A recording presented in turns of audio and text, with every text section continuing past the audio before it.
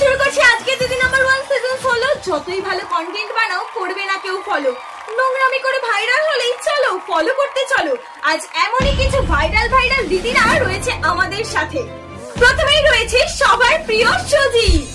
নমস্কার দিদি, আমি সুজি। এই সুজি থেকে কিভাবে শ্রাদ্ধবাড়ির ব্লগার হলাম, মাত্র ফেমাস হলাম, সেই গল্পই আজকে তোমাদের সাথে শেয়ার করতে এসেছি। তারপরে রয়েছে দিয়া। নমস্কার দিদি, আমি দিয়া। দিয়া থেকে কি করে হসপিটাল ব্লগার হলাম সেই গল্পই তোমার কাছে শোনাতে এসেছি। এরপরেই রয়েছে ডাইনি। সরি নামটা পড়তে ভুলেছে। ডাইনা, হাততালি।